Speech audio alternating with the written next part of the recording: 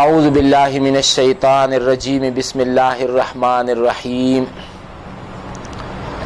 ومن الناس من يقول آمنا باللہ وبالیوم الآخر وما هم بمؤمنین يخادعون الله والذین آمنوا وما يخدعون إلا أنفسهم وما يشعرون في قلوبهم مرض فزادهم الله مرضا وَلَهُمْ عَذَابٌ أَلِيمٌ بِمَا كَانُوا يَكْذِبُونَ صدق اللہ العظیم۔ رب اشرح لی صدری ویسر لی امری واحلل عقدۃ من لسانی یفقهوا قولی۔ اللہم ربنا الہمنا رشدنا واعذنا من شرور انفسنا۔ اللہم ارنا الحق حقا وارزقنا اتباعہ وارنا الباطل باطلا وارزقنا اجتنابہ، آمین یا رب العالمین۔ حاضرین و حضرات، آج جس موضوع پر ہمیں گفتگو کرنی ہے وہ ہے حقیقت نفاق یا منافقت کی حقیقت۔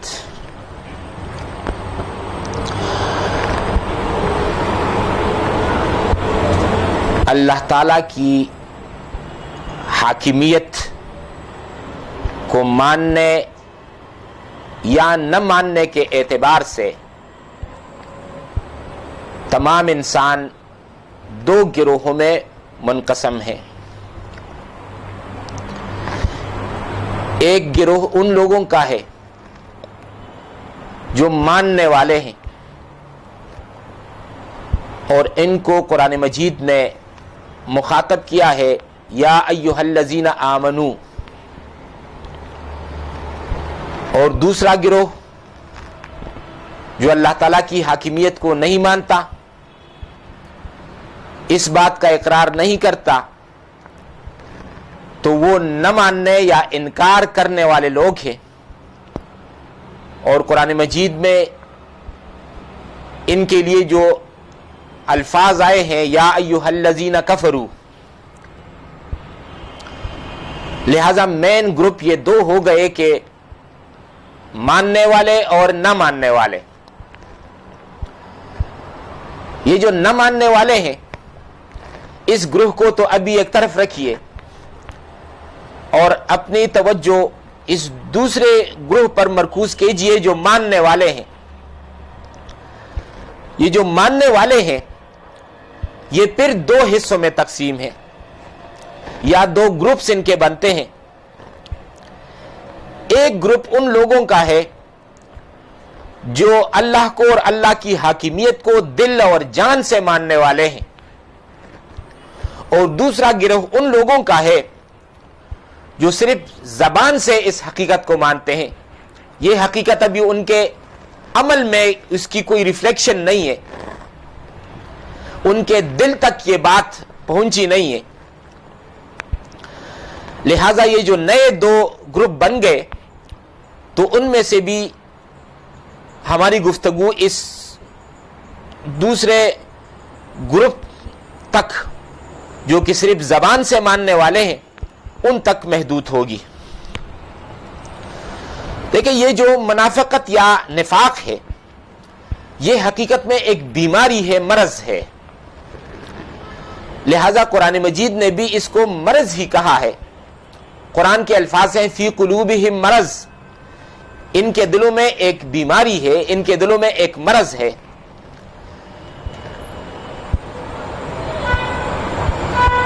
نفاق کے بارے میں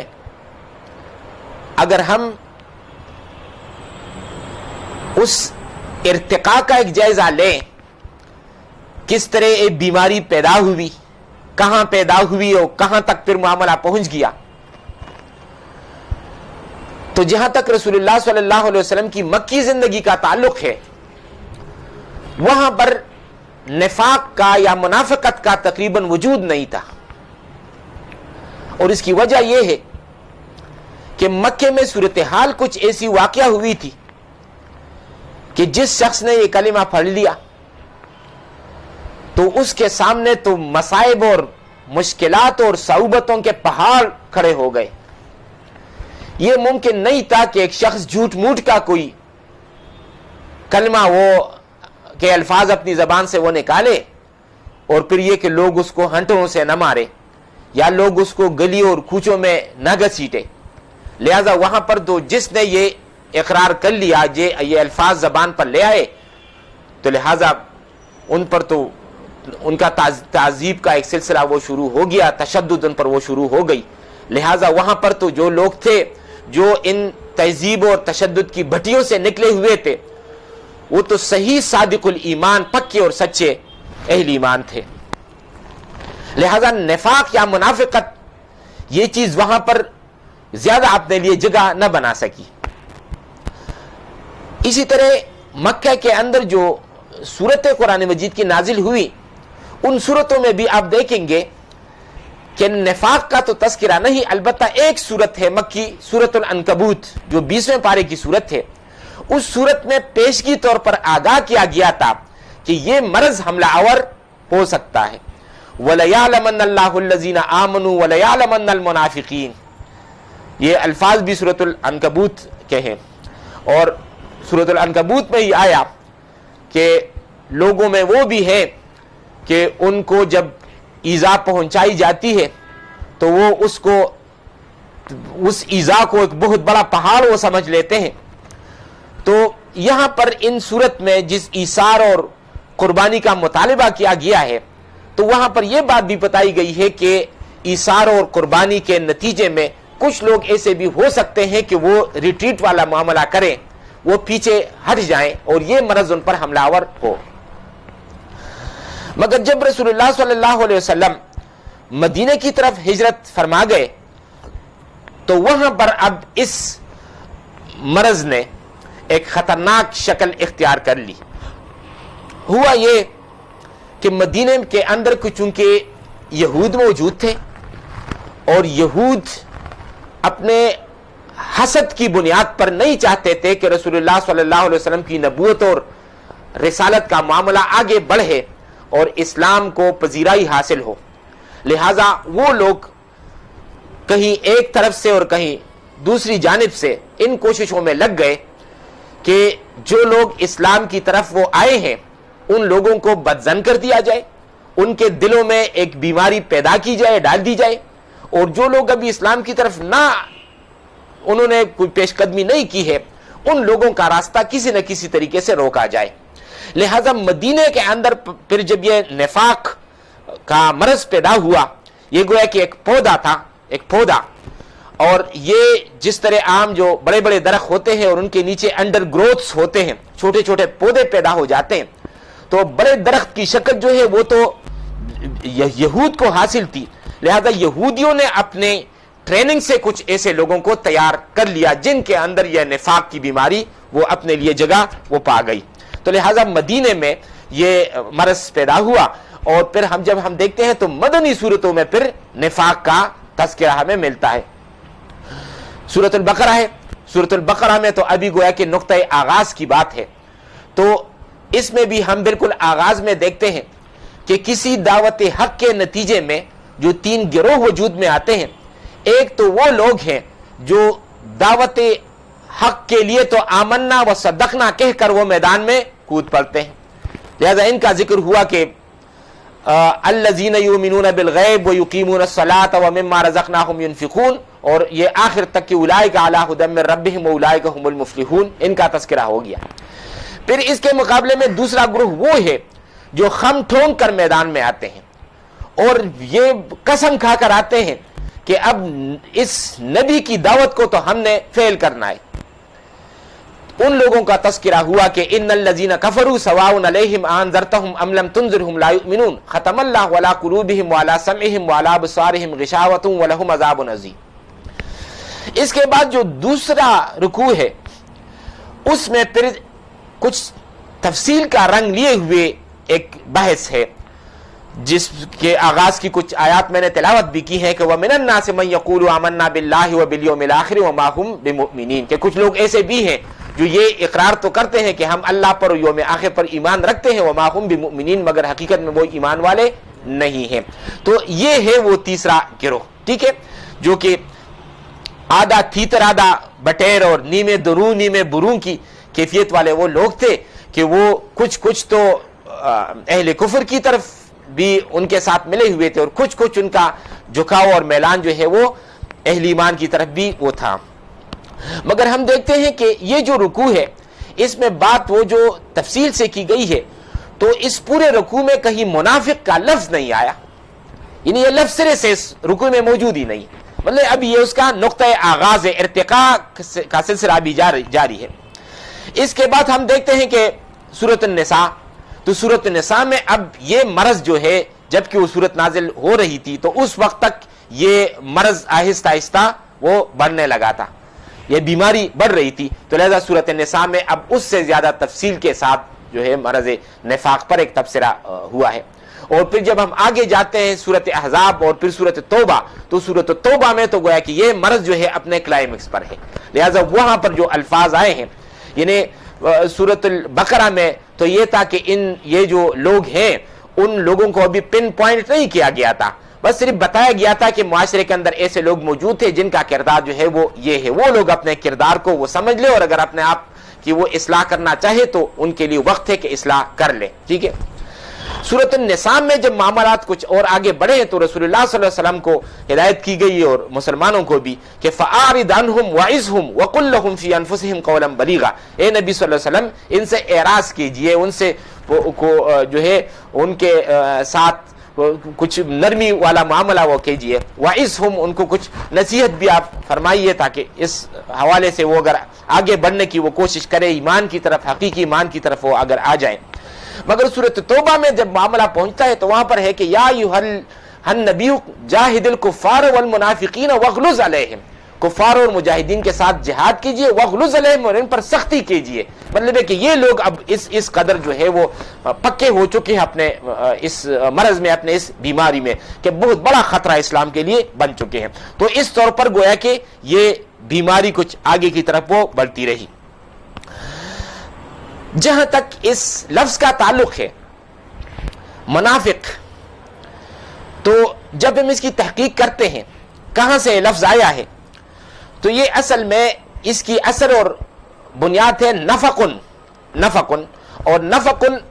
سرنگ کو کہتے ہیں، ٹنل۔ پچھلے زمانے میں یہ ہوتا تھا کہ جو شاہی محلات بنتے تھے تو بادشاہوں کو یہ خطرہ بھی درپیش ہوتا تھا کہ اگر یہ صورتحال پیدا ہو جائے کہ ان کے محل پر اگر حملہ ہو گیا اور مین گیٹ پر دشمن قابض ہو گیا تو اب اندر جو لوگ ہیں وہ کیا کریں، تو اپنے آپ کو محفوظ کرنے کے لیے سیف گارڈنگ کے طور پر انہوں نے یہ طریقہ اختیار کیا تھا کہ اس محل کے اندر وہ زمین کے اندر زیر زمین سوراخ بنا لیتے تھے، اور وہ جو سوراخ اور ٹنل وہ بہت آگے دور کہیں صحرا تک ان کا دوسرا جو ہے منہ ہے وہ کھلتا تھا، ٹھیک ہے۔ تو اگر کوئی خطرے کی ایسی صورتحال وہ پیش ہوتی تھی تو اس قسم کے لوگ پھر اس گھر کے اندر ہی اسی سرنگ کے ذریعے سے باہر جا کر کسی صحرا میں کسی جنگل میں جو ہے وہ راہ فرار اختیار کر لیتے تھے۔ اسی طرح نافقہ کا جو لفظ ہے، جو وہ جانور ہے گوہ، تو وہ گوہ جانور جب اپنے لیے ایک بھٹ بناتا تو یا ان کا جو گھر ہوتا تھا تو اس کے بھی وہ دو منہ کھولے رکھتا تھا، اس خیال سے کہ یہ گوہ جانور اب اندر موجود ہے، اب اس کے لیے آؤٹ لیٹ ادھر بھی ہے اور ادھر بھی ہے، لیفٹ رائٹ دونوں کو۔ اگر وہ یہ دیکھتا تھا کہ رائٹ سائڈ سے کوئی حملہ آور جانور وہ آ رہا ہے تو وہ لیفٹ سائڈ سے اس آؤٹ لیٹ پہ باہر نکلتا تھا، اور اگر لیفٹ سے کوئی جانور آتا تھا تو رائٹ سائڈ سے باہر نکلتا تھا، ٹھیک ہے۔ مطلب ہے کہ اپنے آپ کو محفوظ کرنے کے لیے انہوں نے ایک راستہ کھلا چھوڑ دیا، ایک کھڑکی وہ کھلی چھوڑ دی تھی کہ اس کھڑکی سے وہ پھر باہر جائے۔ یہاں سے در حقیقت یہ لفظ پھر بنا ہے منافق، ٹھیک ہے۔ تو منافق کا مطلب یہ ہوا کہ ایک ایسا شخص جس نے اپنے مفادات کے تحفظ کے لیے یا تحفظ خیش کے لیے انہوں نے دو دروازے رکھے ہوئے ہیں کہ اگر ایک دروازے سے کوئی خطرہ سامنے آ جائے تو دوسرے دروازے سے وہ باہر نکل جائے، ٹھیک ہے۔ اگر وہ دیکھتے تھے کہ کفار کی طرف سے بھی تو ہمیں کوئی خطرہ خدشہ وہ ہو سکتا ہے تو وہ ان کے ساتھ بھی تعلقات بنا لیتے تھے، جھکاؤ ان کی طرف بھی ہوتا تھا، اور ان کو یہ بھی خطرہ تھا کہ اگر اہل ایمان طاقتور ہو گئے، مضبوط ہو گئے، تو پھر یہ کہ اہل ایمان کی طرف سے بھی ہمیں یہ جو کوئی خطرناک صورتحال پیدا ہو سکتی ہے، تو لہٰذا وہ اہل ایمان کے ساتھ بھی جو ہے نا وہ پینگے پڑھاتے تھے۔ تو وہ جو قرآن میں آیا کہ وَإِذَا لَقُوا الَّذِينَ آمَنُوا قَالُوا آمَنَّا وَإِذَا خَلَوْا إِلَىٰ شَيَاطِينِهِمْ قَالُوا إِنَّا مَعَكُمْ إِنَّمَا نَحْنُ مُسْتَهْزِئُونَ، تو کبھی اپنے شیاطین سے جب وہ ملتے تھے تو ان کو یہ بات کرتے تھے کہ ہم تمہارے ساتھ تھے، اور اہل ایمان سے جب ملتے ہیں تو ان سے کہتے تھے کہ ہم تمہارے ساتھ تھے۔ تو اصل جو فلسفہ اس کے بیک پر تھا وہ یہ تھا کہ ہمارے مفادات جو ہے وہ محفوظ رہے، ہم بچ بچ کر ہماری زندگی جو ہے وہ گزرتی رہے۔ اب اس مرض نفاق، اس کی قسمیں کیا ہیں؟ جب ہم سامنے سے دیکھتے ہیں کچھ معاشرے کے اندر بھی نفاق کا ایک تعارف جو ملتا ہے، جب ان ساری چیزوں کو ہم سامنے رکھ کر جب غور کرتے ہیں اور پھر قرآن مجید پر اور احادیث پر ہم نظر ڈالتے ہیں، تو ہمیں نظر آتا ہے کہ اس وقت جب کہ قرآن مجید نازل ہو رہا تھا تو یہ منافقین دو قسم کے ہوتے تھے۔ ایک قسم کے منافق وہ ہوتے تھے جن کو ہم کہتے ہیں اعتقادی منافق یا ارادی منافق یا شعوری منافق، اور دوسرا گروہ ہوتا تھا غیر اعتقادی یا غیر ارادی یا غیر شعوری منافق۔ اب یہ شعوری اور اعتقادی اور ارادی کیا ہوتا ہے، اور غیر شعوری، غیر ارادی، غیر اعتقادی کیا ہوتا ہے؟ دیکھیے ایک مثال سے بات شاید واضح ہو جائے۔ فرض کریں ایک شخص ہے، وہ کسی پرندے کو مارنا چاہتا تھا یا کسی بھیڑ کو مارنا چاہتا تھا، اس کے ہاتھ میں بندوق ہے۔ جس وقت کہ وہ گولی چلا رہا تھا پرندے پر یا بھیڑ پر، اس وقت کوئی انسان سامنے آ گیا اور بھیڑ یا پرندے کی جگہ گولی انسان کو لگی اور وہ قتل ہو گیا۔ اب یہ جو قاتل ہے، قاتل کا ارادہ اس انسان کو قتل کرنے کا ہرگز نہیں تھا۔ اس کے شعور میں، اس کے پلاننگ میں، اس کے عقیدے میں یہ بات نہیں تھی کہ میں اس انسان کو مارنا چاہتا ہوں، مگر بس غیر ارادی طور پر وہ گولی انسان کو لگ گئی اور وہ قتل ہو گیا۔ اس کو کہتے ہیں غیر شعوری اور غیر ارادی اور غیر اعتقادی کام۔ اور ایک دوسرا شخص ہے، وہ ایک منصوبہ بنا چکا تھا، اس کے دماغ میں پہلے سے وہ یہ پلان کر چکا تھا کہ میں نے فلاں شخص کو مارنا ہے، وہ فلاں راستے سے اس فلاں وقت میں گزرے گا، 1 گھنٹے سے وہ وہاں بندوق لیے وہ بیٹھا ہوا ہے، اور جب اس وقت وہ شخص وہاں سے وہ گزرا، انہوں نے اس کو گولی مار دی۔ اس کو ہم کہیں گے کہ شعوری طور پر اس نے اس کو قتل کر دیا ہے، ارادی طور پر اس کو قتل کر دیا ہے۔ اس حوالے سے آپ دیکھیے تو ایک قسم کے منافق تو وہ ہوتے تھے کہ جو اپنے دماغ میں پہلے سے کچھ منصوبہ سوچ کر، کچھ پلاننگ کر کے، کچھ سازش بنا کے وہ کلمہ پڑھ کر دائرہ اسلام کے اندر آ جاتے تھے۔ وہ چاہتے تھے کہ ہم اس طور پر ہم اندر سے مسلمانوں کے اندر کوئی رخنا پیدا کر سکے، اہل ایمان کو اندر سے کمزور کر سکے، ہمارے جو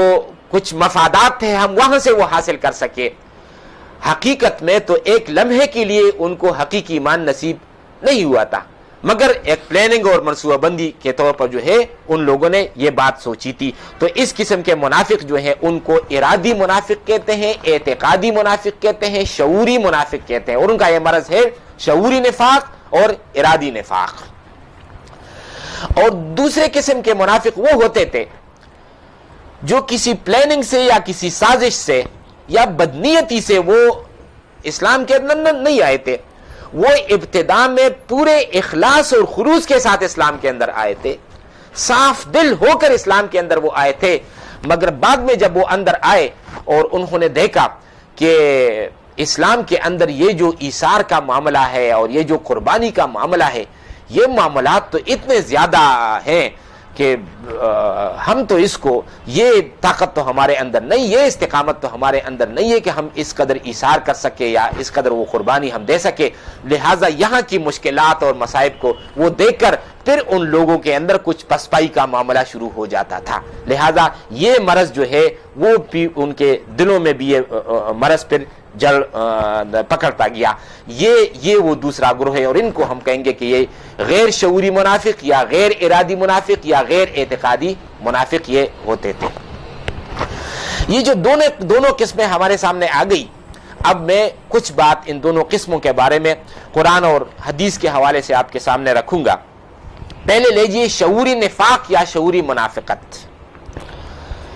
یہ جو شعوری نفاق ہے، اس کے بارے میں سورہ آل عمران میں فرمایا وَقَالَتْ طَائِفَةٌ مِّنْ أَهْلِ الْكِتَابِ آمِنُوا بِالَّذِي أُنزِلَ عَلَى الَّذِينَ آمَنُوا وَجْهَ النَّهَارِ وَاكْفُرُوا آخِرَهُ لَعَلَّهُمْ يَرْجِعُونَ. اور اہل کتاب میں سے ایک گروہ نے یہ بات سوچی، یہ منصوبہ بنایا، یہ سازش کی، آمِنُوا بِالَّذِي أُنزِلَ عَلَى الَّذِينَ آمَنُوا، کہ تم لوگ ایمان لاؤ. یعنی اپنے اندر ایسے لوگ پیدا کیے، ایسا گروپ بنا لیا اور ان کو یہ تعلیم دی، یہ ٹریننگ دی کہ اس طور پر ہم اب اسلام پر ایک حملہ کرنا چاہتے ہیں. تو ان لوگوں کو جو کچھ سکھایا وہ یہ سکھایا کہ تم لوگ ایمان لے آؤ اس پر جو اہل ایمان پر نازل ہوا ہے، یعنی قرآن مجید پر تم ایمان لے آؤ. وجہ النہار، صبح کے وقت تم ایمان لے آؤ. وَاكْفُرُوا آخِرَهُ لَعَلَّهُمْ يَرْجِعُونَ، اور پھر شام کے وقت جو ہے وہ اپنے ایمان سے پھر جاؤ. ٹھیک ہے، اپنا ایمان چھوڑ دو اور واپس اسلام کے دائر سے باہر نکلو. لَعَلَّهُمْ يَرْجِعُونَ. تو اس سے ہوگا کیا؟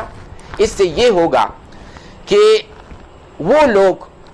جو خلوصی نیت کے ساتھ دائرہ اسلام میں آئے تھے، وہ بھی یہ سوچنے پر مجبور ہو جائیں گے کہ یہ فلاں اور فلاں شخص وہ جو ایمان قبول کر کے آ گیا اور صبح سے شام تک رسول اللہ صلی اللہ علیہ وسلم کی مجلس اور محفل میں وہ رہا، اور شام کو یہ الٹے پاؤں پھر گیا، تو وہ لوگ بھی یہ کہہ رہے ہیں کہ ہمیں تو رسول اللہ صلی اللہ علیہ وسلم کی محفل اور مجلس میں کوئی خیر نہیں ملا، کوئی بلائی نہیں ملی. لہذا ہو سکتا ہے کہ ایسا ہی ہو، شاید کہ کوئی خیر اور کوئی بلائی وہ نہ ہو. تو جو حقیقی ایمان والے لوگ تھے ان کے دلوں میں بھی شکوک اور شبہات کے کانٹے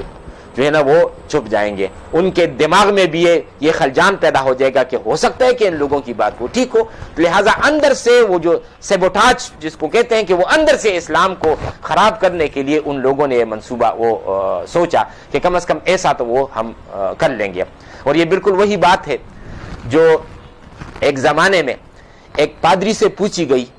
کہ ہندوستان میں آپ لوگوں نے، جبکہ انگریز کا یہاں پر غلبہ تھا، کہ آپ لوگوں نے کتنے مسلمانوں کو عیسائی بنا دیا.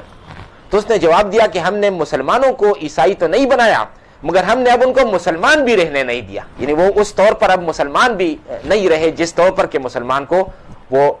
ہونا چاہیے. تو لہٰذا یہ وہ سازش ہے جو انہوں نے وہ کی ہے. یہ شعوری منافقت کی مثال ہے کہ اہل کتاب میں سے گروہ نے یہ بات سوچی، یہ سازش کی کہ وہ قرآن پر اور رسول اللہ صلی اللہ علیہ وسلم پر وہ ایمان صبح کے وقت وہ لے آئیں اور شام تک وہ پھر اپنی اس بات سے وہ پھر جائیں. تو اس طور پر گویا کہ وہ دوسرے لوگوں کو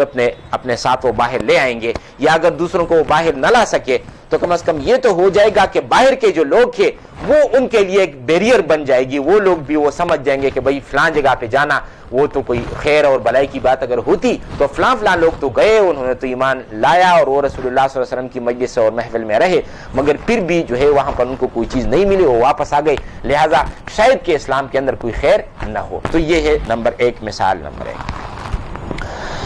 نمبر دو، چھٹے پارے میں یہ سورۃ مائدہ کی آیت ہے وَقَدْ دَخَلُوا بِالْكُفْرِ وَهُمْ قَدْ خَرَجُوا بِهِ. یہ لوگ،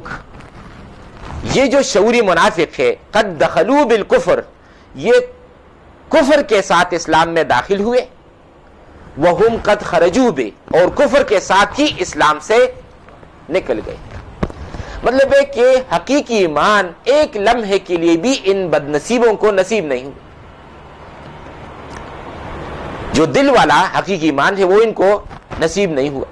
خواہ وہ اسلام میں ایک دن رہے، خواہ وہ ایک ہفتہ رہے، خواہ 6 مہینے رہے، خواہ 1 سال رہے، تو یہ جو عرصہ تھا جس میں کہ یہ رہے تو حقیقی ایمان سے ان کا کوئی تعارف نہ ہو سکا۔ تیسری مثال میں تاریخ سے دے رہا ہوں،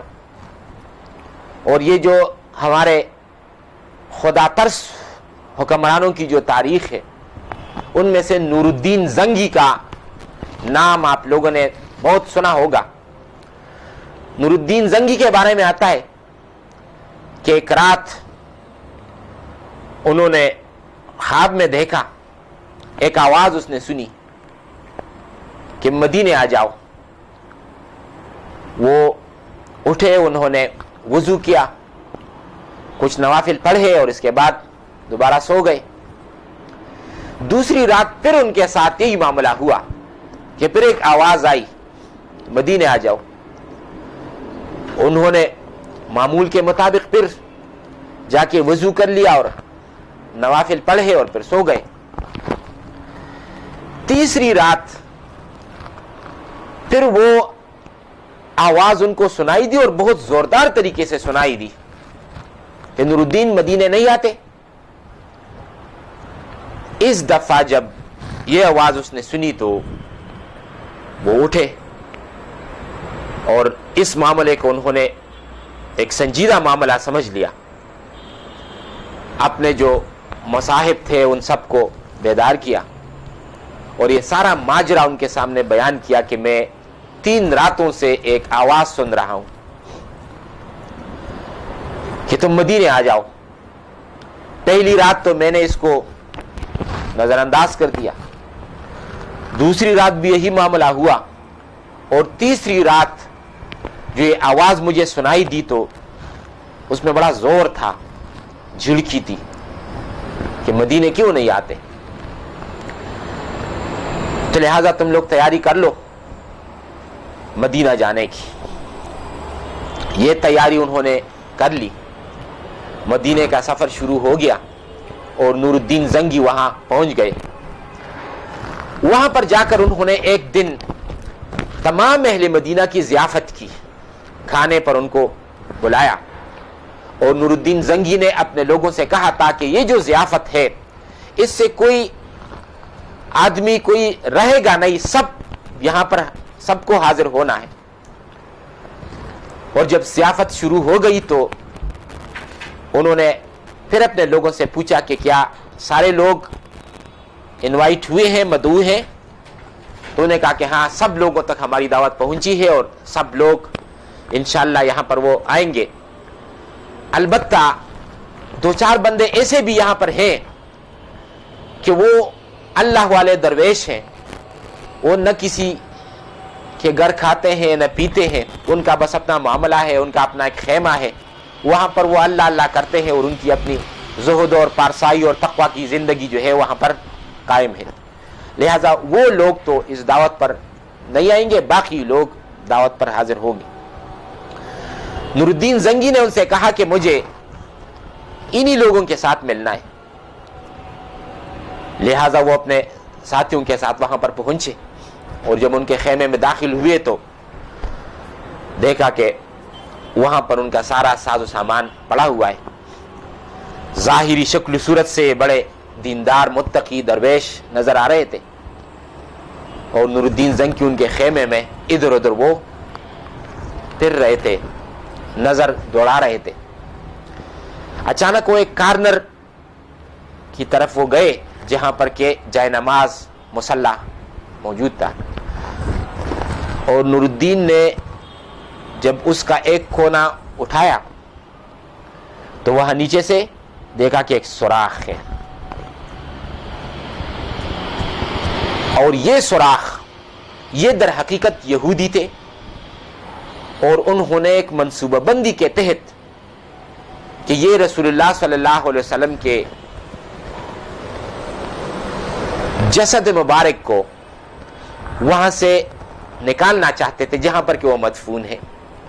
ان تک رسائی کے لیے انہوں نے یہ پلاننگ کی تھی کہ ہم اس جگہ کو کھودیں گے اور اندر ہی اندر وہاں تک ہم ایک راستہ بنائیں گے. تو لہذا چھپ چھپا کے سب کام وہ کر رہے تھے, اور پھر جو مٹی وہاں سے نکلتی تھی اس کو بھی پھر ڈسپوز آف کرتے تھے, اس کے لیے بھی انہوں نے اپنا انتظام کر رکھا تھا. بہرحال ان لوگوں کو تو انہوں نے گرفتار کر لیا, اور پھر انہوں نے وہ بات وہاں پر جو حقیقت تھی وہ بتا دی. میں جس شعوری منافقت کی بات مثال دے رہا تھا تو وہ یہ بات تھی کہ یہ وہ لوگ تھے جو کہ اپنے کسی خاص منصوبے, کسی خاص سازش کے تحت انہوں نے کلمہ پڑھ لیا تھا, اور انہوں نے اسلام کی صورت مسلمانوں کی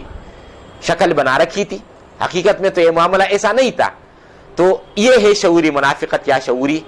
نفاق. رسول اللہ صلی اللہ علیہ وسلم سے فرمایا جا رہا ہے وَإِن كَانَ كَبُرَ عَلَيْكَ إِعْرَاضُهُمْ فَإِنِ اسْتَطَعْتَ أَن تَبْتَغِيَ نَفَقًا فِي الْأَرْضِ وَسُلَّمًا فِي السَّمَاءِ فَتَأْتِيَهُمْ بِآيَةٍ کہ اے نبی صلی اللہ علیہ وسلم, ان کفار کا یہ اعراض, یہ جو منہ موڑ رہے ہیں, یہ جو بات کو نہیں سمجھنا چاہتے, یہ بات اگر آپ پر گراں گزر رہی ہے, آپ کے لیے بھاری ہے, تو آپ ایسا کیجئے کہ آپ زمین میں کہیں کوئی سرنگ تلاش کیجئے, یا کوئی سیڑھی لگا کر آپ آسمان تک چڑھ جائیے, اور ان کے لیے کوئی نشانی لے آئیں کہ اس کو یہ لوگ مان لیں. اللہ تعالیٰ کی طرف سے تو نشانیاں بے شمار آ چکی ہیں, اور ایک شخص اگر نشانیوں کو دیکھ کر ایمان لانا چاہتے ہیں تو اس شخص کے لیے بے شمار نشانیاں یہاں پر موجود ہیں. لیکن اگر کوئی شخص ایمان لانے کا ارادہ ہی نہیں کر رہا تو پھر بے شمار نشانیاں بھی اس کو ایمان لانے پر راغب نہیں کر سکتی. اس کے بعد پھر اس مرض کی قسموں کے بارے میں ہم نے پڑھا کہ یہ مرض دو شکلوں میں ہمارے سامنے آتا ہے. ایک یہ کہ انسان ایک منصوبہ بندی کے تحت پلاننگ کر کے کلمہ پڑھ کے وہ دائرہ اسلام کے اندر آ جائے, درحال یہ کہ اس کے دل کو ابھی تک یہ حقیقت تسلیم نہ ہو, ابھی تک وہ دل سے اس حقیقت کو مان نہیں چکا ہو, صرف زبان پر یہ بات ہو, اور پھر یہ کہ اس کے عقیدے اور اس کے ارادے میں بھی یہ بات نہ ہو کہ میں حقیقتاً ایمان لانا چاہتا ہوں, بس دائرہ اسلام کے اندر وہ آ گیا ہے, اس نے کچھ وضاقتہ مسلمانوں کی بنا لی ہے, تو اس کو شعوری منافقت اور اس مرض کو شعوری نفاق کہتے ہیں. اور اس کے بارے میں ہماری گفتگو جاری تھی. 3 مثالیں میں نے دی تھی شعوری منافقت کی. اب آخری مثال زمانے حال میں بھی ہم دیکھتے ہیں کہ یہ جو شعوری نفاق ہے یہ اب بھی بعض علاقوں میں غیر ملکی جاسوسوں کی شکل میں کہ وہ لوگ آتے ہیں, وہ ظاہری وضاقتہ مسلمانوں کا بنا لیتے ہیں, قرآن کی کچھ صورتیں بھی حفظ کر لیتے ہیں, یہاں تک کہ بعض مساجد میں وہ امام کے طور پر بھی ان کی تعیناتی ہو جاتی ہے, اور امامت بھی کراتے ہیں, نمازیں بھی پڑھاتے ہیں, مگر بعض میں پھر پتہ چلتا ہے کہ ان لوگوں کا تو اپنا کوئی منصوبہ تھا, اپنے کچھ اغراض تھے جن کے لیے وہ آئے تھے, اور انہوں نے اپنی صورت اور شکل بدلی تھی, مسلمانوں کا ساحولیہ بنا لیا تھا, اور اپنے کام کر گئے اور واپس چلے گئے. چنانچہ کچھ علاقوں سے جو یہ باتیں رپورٹ ہوئی ہیں کہ اس قسم کے امام وہ پر جب اپنے علاقوں میں گئے ہیں تو انہوں نے بعد میں کچھ لوگوں کو خط لکھ کر بھی آگاہ کیا ہے کہ میں تو آپ کی مسجد میں بطور امام رہا, آپ کو نمازیں پڑھائی, مگر میں تو مسلمان نہیں ہوں, میں تو صرف اپنے کچھ اغراض کے لیے, کچھ مقاصد کے لیے وہ کلمہ پڑھ کر کچھ چیزیں کچھ صورتیں حفظ کر کے وہ اسی علاقے میں آیا تھا, اور اسلام سے تو میرا کوئی واسطہ, کوئی علاقہ وہ نہیں. تو یہ بھی زمانے حال میں شعوری نفاق یا شعوری منافقت کی جو ہے مثال ہے۔ اب اس کی جو دوسری قسم ہے جس کو ہم غیر شعوری نفاق یا غیر شعوری منافقت کہتے ہیں، قرآن مجید میں جو بیماری تفصیل سے بیان ہوئی ہے وہ یہ دوسری قسم ہے۔ ہمارے معاشرے میں اور ہمارے خیال میں جو بات ہے وہ یہ ہے کہ منافق شاید اس کو کہتے ہیں کہ جو پوری منصوبہ بندی کے ساتھ اسلام کے اندر آیا ہو، کچھ سازش اپنے ذہن میں لے کر اسلام کے اندر وہ آیا ہو، حقیقت میں وہ مسلمان نہ ہو، ایمان والا نہ ہو، تو یقیناً یہ بھی منافق ہوتا ہے۔ مگر دور نبوی صلی اللہ علیہ وسلم میں اور قرآن مجید میں اس قسم کے منافقوں کے بارے میں کچھ زیادہ بات نہیں ہوئی ہے، جس کو ہم شعوری منافق وہ کہتے ہیں۔ قرآن مجید کے اندر، احادیث کے اندر تفصیل سے شرح و بسط کے ساتھ جس قسم کے مرض نفاق کا تذکرہ ہے تو وہ غیر شعوری نفاق یا غیر شعوری منافقوں کا ہے۔ اور میں آغاز میں یہ بات بتا چکا ہوں کہ یہ وہ لوگ ہوتے ہیں جو ابتدا سے سچا پکا ایمان لے کر دائرہ اسلام میں آئے ہوتے ہیں، ان کے دل کے اندر یہ بات حقیقت میں ہوتی ہے، مگر بعض میں آ کر جب یہ حالات کو دیکھتے ہیں کہ حالات تو سخت نامساعد ہیں، قربانیاں بہت دینی پڑے گی، ایثار کا معاملہ بہت زیادہ ہے، اور شاید کہ دنیا کی بہت ساری چیزوں سے ہماری محرومی بھی ہو جائے، تو ان ساری چیزوں کو اور اس قسم کے نامساعد حالات کو دیکھ کر پھر یہ لوگ جو ہے وہ پیچھے ہٹتے ہیں۔ اور یہ بات بھی ہم جانتے ہیں کہ یہ جو انسان کے اندر کا معاملہ ہے، باطن کا معاملہ ہے، تو انسان کی سوچ یا اندر سے اگر کوئی اضطراب اور الجھن ہے تو یہ چیزیں کوئی ایک دن میں بنتی اور بگڑتی نہیں ہے، بلکہ اس پر بہت مراحل، بہت مدارج سے گزرنا پڑتا ہے۔ ایک مثال سامنے اگر ہم رکھ لیں کہ ایک شخص ہے اور وہ پانی کے اندر ڈوب رہا ہے، وہ جب ڈوب رہا ہے تو ابتدا میں پانی نے اس کو کچھ ڈبو تو دیا ہے، مگر وہ کچھ حرکت، کچھ ہاتھ پاؤں مارتا ہے تو دوبارہ اس کا سر پانی سے باہر وہ نکل آتا ہے، پانی پھر اس کو نیچے ڈبوتا ہے۔ جب دوسری بار ڈبو دیتا ہے تو پہلی بار کی نسبت اب اس کا جو سٹیمنا ہے اور جو طاقت ہے وہ کچھ کم ہو گئی ہے، لہذا پانی اس کو پہلے کی بنسبت کچھ زیادہ ہی نیچے گہرائی میں لاتا ہے، ٹھیک ہے۔ پھر یہ کچھ کوشش کرے کہ کچھ اوپر تک آتا ہے، اور پانی جب پھر اس کو جھٹکا دے کے نیچے وہ لاتا ہے تو پھر تیسری بار اس کو مزید گہرائی تک لے جاتا ہے، یہاں تک کہ بالآخر پانی کا جو ہے وہ قابو میں جب وہ آ جاتا ہے تو وہ شخص جو ہے وہ پانی کے اندر وہ ڈوب جاتا ہے۔ تو یہی معاملہ انسان کا ہے کہ وہ جب اگر کسی نظریے کو وہ اپناتا ہے تو جب وہ اپناتے تو پہلے غور اور سوچ اور فکر کے بہت سے مدارج اور مراحل سے وہ گزرتا ہے، اس کے بعد آ کر اس کو شرف قبول بخشتا ہے اس نظریے کو۔ چنانچہ قرآن مجید میں آیا ان الذین آمنوا ثم کفروا ثم آمنوا، یقیناً وہ لوگ جو کہ ایمان لے آئے، ثم کفروا، پھر وہ کفر کی طرف پلٹ گئے، ثم آمنوا، پھر ایمان لائے۔ یعنی اگر ہم باطنی سطح پر اس بات کو سمجھنے کی کوشش کریں تو وہ یہ ہوگی کہ یہ لوگ اخلاص کے ساتھ تو آ گئے ایمان کی طرف، مگر یہاں پر جب انہوں نے دیکھا کہ حالات تو سازگار نہیں ہے، قربانی تو یہاں پر بہت دینی پڑے گی، تو لہٰذا اب یہ پیچھے کی طرف وہ ہٹ گئے، ٹھیک ہے، پیچھے کی طرف پسپائی اختیار کر لی۔ پسپائی جب اختیار کر لی اور کچھ عرصہ یہ وہاں پر رہے، پھر ان کو کچھ ان کے ذہن میں، دماغ میں، کیونکہ انسان جب سوچتا ہے کائنات میں اللہ تعالیٰ کی صفات کا جب مطالعہ کرتا ہے تو وہ پھر ایمان کی طرف تو اس کی پیشرفت ہوتی ہے، تو لہٰذا پھر کچھ پیشرفت ہو گئی اور پھر اسلام کے اندر وہ آ گئے، ایمان گویا کہ پھر ان کے دلوں میں وہ تازہ ہو گیا،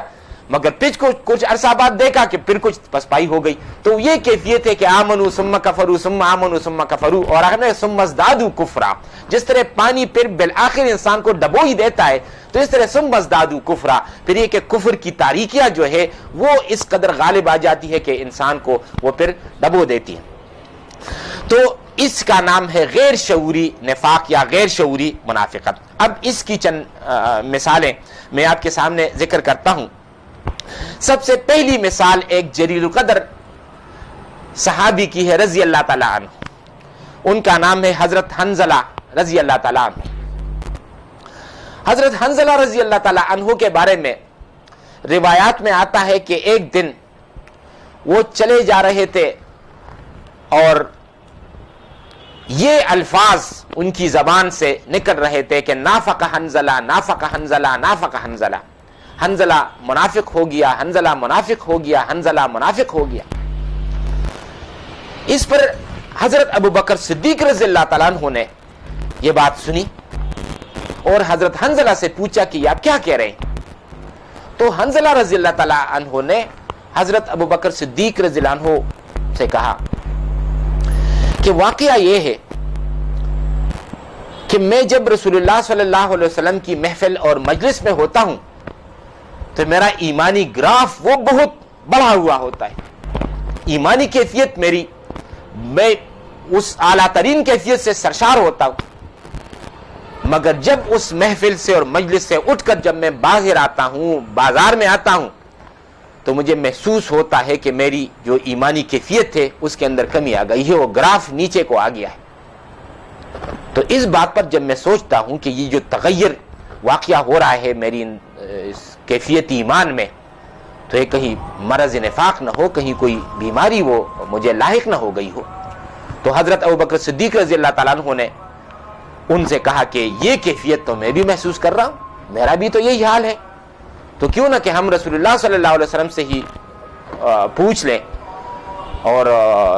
وہ پھر ہمیں بتائیں گے کہ اصل حقیقت کیا ہے. تو یہ دونوں رسول اللہ صلی اللہ علیہ وسلم کی خدمت میں حاضر ہوئے اور یہ سارا ماجرا بیان کر دیا. اس پر رسول اللہ صلی اللہ علیہ وسلم نے ان کو جواب دیا کہ یہ چیز حقیقت میں نفاق نہیں ہے.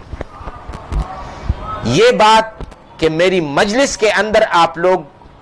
ہوتے ہیں تو ایمانی کیفیت آپ کی بہت بلند ہوتی ہے، اور میری مجلس کو چھوڑ کر جب آپ باہر جاتے ہیں تو ایمانی کیفیت میں ایک ڈراپ ہوتا ہے. یہ تو لازمن ہوگا، یہ تو سوال نہیں پیدا ہوتا کہ باہر بھی آپ کی وہی کیفیت رہے جو میری مجلس کے اندر ہو. اور اس بات کو اگر انسان سمجھنے کی کوشش کرے تو یہ بات کچھ مشکل بھی نہیں کہ ایک رسول اور نبی، اس کی حیثیت تو ایمان کی بھٹی کی ہوتی ہے. ایمان کی بھٹی، آگ کی بھٹی کے سامنے اس کے قریب سے بھی انسان وہ گزرے تو وہ تپش محسوس کیے بغیر نہیں رہ سکتا.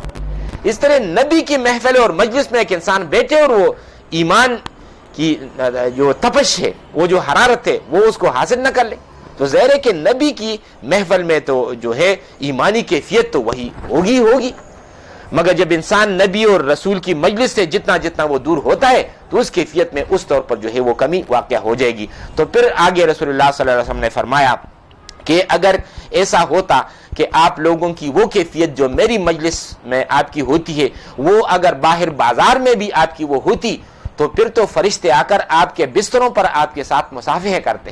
تو لہٰذا یہ کیفیت اور یہ فرق و تفاوت یہ تو لازماً وہ ہوگا. یہ ہے اب غیر شعوری نفاق کی مثال کہ ایک جلیل القدر صحابی ہے اور ایمان کے بہت بڑے بلند مرتبہ پر فائز ہے، مگر ہر وقت وہ یہ سوچ رہا ہے کہ کہیں نفاق کی بیماری غیر شعوری طور پر، غیر ارادی طور پر کہیں میرے وجود کے اندر داخل نہ ہو گئی ہو. دوسری مثال وہ بھی ایک دوسرے جلیل القدر صحابی ہیں، حضرت عمر فاروق رضی اللہ تعالیٰ عنہ. ان کے بارے میں آتا ہے کہ انہوں نے ایک دفعہ حضرت حذیفہ رضی اللہ تعالیٰ عنہ سے یہ پوچھ لیا، اور حضرت حذیفہ رضی اللہ عنہ وہ صحابی ہیں جن کو رسول اللہ صلی اللہ علیہ وسلم نے کچھ راز کی باتیں بھی بتائی تھی، اس لیے ان کو صاحب سر النبی کا خطاب دیا گیا ہے، اس حوالے سے وہ مشہور ہیں. تو ایک دفعہ حضرت عمر فاروق رضی اللہ تعالیٰ عنہ نے حضرت حذیفہ رضی اللہ عنہ سے یہ پوچھا کہ اے حذیفہ، میں آپ سے گویا جب انسان کو ایک اضطراب ہو، ایک الجھن ہو اندر سے، اور وہ جس اخلاص کے ساتھ وہ پوچھتا ہے کسی سے کہ مجھے ضرور میرا مسئلہ حل کیجیے،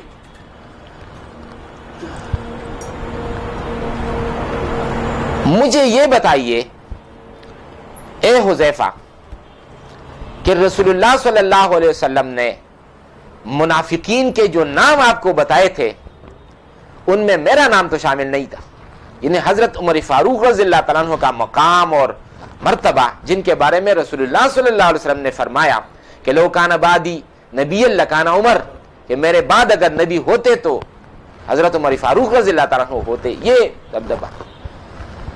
اور وہ شان،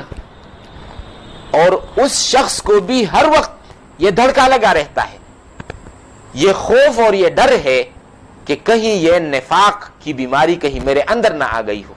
کہیں ایسا نہ ہو کہ میں ان لوگوں کے اندر شامل ہو گیا ہوں، غیر شعوری طور پر، غیر ارادی طور پر کہیں یہ جرثومہ میرے اندر وہ نہ آ گیا ہو. تو شعوری نفاق کی یہ دوسری مثال ہے حضرت عمر فاروق رضی اللہ تعالیٰ عنہ کے حوالے سے. تیسری مثال وہ رسول اللہ صلی اللہ علیہ وسلم کی حدیث ہے کہ آیت المنافق ثلاث،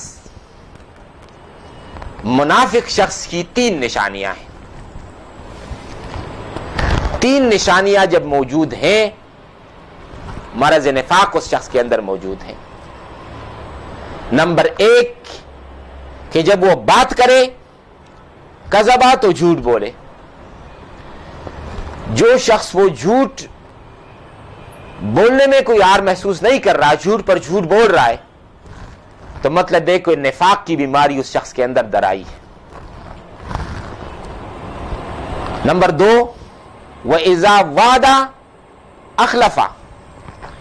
جب وہ وعدہ کرے تو خلاف ورزی کرے، ایفا نہ کرے وعدے کو. یہ جس شخص کے اندر یہ خصلت ہے تو اس شخص کے اندر بھی نفاق کا مرض موجود ہے. اور نمبر 3 وَإِذَا اؤْتُمِنَ خَانَ، اور جب اس کے پاس امانت رکھی جائے تو اس میں خیانت کرے. اور ایک اور جگہ پر یہ الفاظ بھی ہیں وَإِذَا خَاصَمَ فَجَرَ، اور جب وہ کسی کے ساتھ کوئی اگر کہیں لڑائی ہو جائے، کوئی جھگڑا ہو جائے، فجر، تو پھر وہ شخص بکتا ہے، جو زبان پہ آ جائے بس وہی الفاظ اپنی زبان سے نکالتا ہے. تو جو شخص زبان کے استعمال میں اس درجے کا ایک غیر محتاط شخص ہے، اس کے اندر بھی در حقیقت منافقت کا، نفاق کا جرثومہ جو ہے وہ اندر آیا ہوا ہے. اور پھر یہ الفاظ بھی آتے ہیں کہ وَإِنْ صَامَ وَصَلَّى وَزَعَمَ أَنَّهُ مُسْلِمٌ، کہ یہ شخص اگر وہ روزہ بھی رکھتا ہے اور نماز بھی پڑھتا ہے اور یہ خیال بھی کرتا ہے کہ نہیں ایسا تو نہیں ہے، مگر پھر بھی جان لو کہ یہ مرض جو ہے وہ اس شخص کے اندر وہ در آیا ہے، موجود ہے اس شخص کے اندر. یہ حدیث کے حوالے سے اس غیر شعوری نفاق یا غیر شعوری منافقت کی تیسری مثال ہے. اور ایک آخری مثال وہ بھی رسول اللہ صلی اللہ علیہ وسلم کی حدیث ہے کہ ما خافہ الا مؤمن وما امنہ الا منافق. اس مرض سے، اس بیماری سے، اس سے تو وہی شخص ڈرتا ہے جو حقیقت میں مومن ہے. حضرت عمر فاروق رضی اللہ تعالیٰ عنہ اگر یہ ڈرتا ہے کہ یہ مرض کہیں میرے اندر نہ آیا ہو، تو یہ دلیل ہے، نشانی ہے حضرت عمر رضی اللہ تعالیٰ عنہ کے ایمان کی. اور حضرت حنظلہ رضی اللہ تعالیٰ عنہ اگر یہ ڈر رہے ہیں کہ کہیں میرے اندر تو یہ بیماری آ نہیں گئی، تو حضرت حنظلہ رضی اللہ تعالیٰ عنہ کے ایمان کی نشانی ہے، یہ علامت ہے. تو ما خافہ الا مؤمن، اس بیماری سے تو بس وہی شخص وہ ڈرتا ہے، خوف رکھتا ہے کہ جو، اور دور بھاگتا ہے جو شخص حقیقت میں مومن ہے. اور حدیث کے آگے الفاظ ہیں وَمَا أَمِنَهُ إِلَّا مُنَافِقٌ، اور اس بیماری سے اپنے آپ کو وہ شخص محفوظ رکھتا ہے جو منافق ہے. جو شخص یہ سمجھتے ہیں کہ نہیں مجھ سے اس مرض کا کیا سروکار، میں تو بالکل صحیح ٹھیک ٹھاک مسلمان ہوں، بالکل ٹھیک ٹھاک. ہمارے معاشرے کے اندر بھی آپ دیکھتے ہیں اگر دین کی دعوت کے حوالے سے بعض لوگوں کے پاس جایا جائے تو لوگ دلیل دیتے کہ بھائی یہ دعوت تو آپ ہندوؤں کو دیں، سکھوں تک پہنچائے، دہریوں اور ملحدوں تک پہنچائے، ہم تو مسلمان ہیں، ہمیں تو اس کی کوئی ضرورت نہیں. جب پہلے سے مسلمان ہے تو پھر حالانکہ دعوتی ایمان کی ضرورت وہ تو ہر شخص کو ہے. قرآن مجید میں بار بار صحابہ رضی اللہ تعالیٰ عنہم اجمعین ان سے بڑھ کر ایمان اور کس کا ہوگا, مگر ان کو بار بار ترغیب اور تشویق, ایمان لاؤ اور انفاق کرو. تو یہ اس لیے کہ جو ایمان کی جو کیفیت ہے وہ تو ایسا نہیں ہے کہ بس ایک حال پر وہ ہو, بلکہ ایمان تو انسان اگر ایمان والے کاموں میں لگا ہوا ہے تو ایمان کے اندر اضافہ ہوتا ہے, اور اگر وہ ایمان والے کاموں میں انسان لگا نہیں ہے تو پھر تو یہ کہ اس ایمان میں اس کیفیت میں تو پھر وہ جو ڈراپ ہے اور نیچے کی طرف آنے کا جو معاملہ ہے وہ سارا معاملہ جو ہے وہ ہوتا ہی ہے. لہٰذا اس سے تو کوئی شخص مستغنی نہیں ہو سکتا کہ وہ اگر یہ کہے کہ مجھے تو ایمان کی دعوت کی کوئی ضرورت نہیں ہے, ایمان تو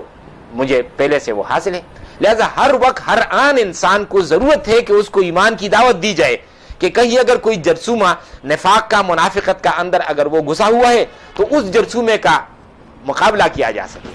ہر آن ہر لمحہ یہ جو ارد گرد ہماری جو دنیا ہے تو اس دنیا کے اندر یہ تو غفلت کا ایک سمندر ہے, غفلت کا سمندر ہے. لہذا غفلت کے سمندر میں جتنا انسان وہ جاتا ہے اتنا ہی وہ جو ہے نا اللہ تعالیٰ سے دور ہوتا ہے, اور اللہ تعالیٰ سے دوری پھر وہ جس چیز کو وہ جنم دیتی ہے وہ تو ہے نفاق. چنانچہ وہ عارف رومی کے الفاظ ہیں کہ ہر ولیرا نوح کشتی باں شناس صحبتی ای خلق را طوفان شناس, کہ ہر ولی اور ہر نیک اور پاک انسان کو ہر ولیرا نوح کشتی باں شناس, اس کو حضرت نوح علیہ السلام کی طرح ایک کشتی بان سمجھ لو کہ ارد گرد بس پانی ہی پانی ہے, ایک سیلابی ریلا ہے, اور صرف وہ شخص بچ سکتا ہے جو حضرت نوح علیہ السلام کی کشتی تک پہنچ جائے. اس کے ساتھ اگر وہ چمٹ جائے تو اس غرقابی سے بچ سکتا ہے. تو ہر ولیرا نوح کشتی باں شناس صحبتی ای خلق را طوفان شناس, اور یہاں پر لوگوں کے ساتھ یہ جو اٹھنا بیٹھنا دنیا کے جو لوگ ہیں ان کی صحبت اختیار کرنا, طوفان شناس, اس کو طوفان سمجھو. یہاں پر تو ہر قسم کے لوگ ہوتے ہیں, وہ لوگ بھی ہوتے ہیں جن کے دل سیاہ ہوتے ہیں, اور صرف سیاہی نہیں ہوتے, پھر اپنی باتوں کے ذریعے سیاہی پھر باہر بھی پھینکتے ہیں. دل کا معاملہ تو ہے ایسا کہ اگر اس پر سیاہی چھڑ جائے, سیاہ رنگ اگر چھڑ جائے تو وہ سیاہی پھر وہ پھینکتا ہے کھانوں کے ذریعے, وہ پھر اپنی نگاہوں کے ذریعے باہر پھینکتا ہے اور اعمال کے ذریعے باہر پھینکتا ہے. لہذا یہ سیاہی جو ہے وہ تو پھر آ کر متعدی ہو جاتی ہے کہ باہر جو لوگ ارد گرد موجود ہے تو یہ سیاہی ان تک بھی وہ پہنچ سکتی ہے. اور اسی طرح یہ دل اگر اندر سے روشن ہے, یہ اگر ایمان والا ہے تو لہٰذا وہ ایمان والا دل وہ جو روشنی ہے تو یہ روشنی کو جو ہے وہ باہر وہ نگاہوں کی آنکھوں کی شکل میں جب باہر پھینکتا ہے تو انسان کو یہاں ارد گرد اللہ تعالیٰ کی قدرت کی نشانیاں نظر آتی ہیں. یعنی یہ نشانیاں جس کو ابو بکر صدیق رضی اللہ عنہ کی نظر بھی اللہ تعالیٰ کی نشانیوں پر جو کائنات میں ہے وہ پڑ گئی, ابو جہل کی نظر بھی اس پر پڑی تھی, ابو لہب کی بھی پڑ گئی تھی. ان نشانیوں نے حضرت ابو بکر صدیق رضی اللہ عنہ کو تو ایمان کی طرف راغب کر دیا, ابو جہل اور ابو لہب کو نہیں کر دیا, اس لیے کہ اندر سے ان کے دل کے اندر جو سیاہی تھی تو وہ سیاہی جب نگاہوں کے اندر آئی کائنات میں ان کو سرے سے خدا کی کوئی نشانی نظر ہی نہیں ہے. اور جس شخص کے دل کے اندر یہ صفائی وہ تھی اس نے اس روشنی کے ذریعے جب یہ روشنی ان کی نگاہوں کے اندر آنکھوں کے اندر آئی, انہی آنکھوں سے جب اس نے دیکھا سامنے تو اس کو ہر جگہ اللہ تعالیٰ کی قدرت کے کرشمے نظر آ گئے, اللہ کی قدرت کے کرشمے. چنانچہ صاحب نے بہت خوب فرمایا کہ صافی سر چشم صاحب می کند در جو اثر ہر سری مو چشم بینا ایست گر دل روشن است. کہ صاحب اس بات پر ذرا غور کرو اور دیکھو کہ جس کی چشمے کا پانی جس رنگ کا ہوتا ہے تو اس سے جتنے بھی نالے نکلتے ہیں اس میں اسی رنگ کا پانی وہ فلو کرے گا. دوسرے دل کے اندر جو رنگ ہو, اگر یہ روحانیت کا اور ایمان کا رنگ ہے تو وہ رنگ جو ہے انسان کے پورے وجود میں باہر وہ آ جائے گا, اور دل کے اندر اگر وہ سیاہی ہے تو وہی سیاہی انسان کے پورے وجود میں اور انسان کے کانوں پر انسان کی نگاہوں کے ذریعے پھر وہ باہر آئے گی. وآخر دعوانا ان الحمدللہ رب العالمین.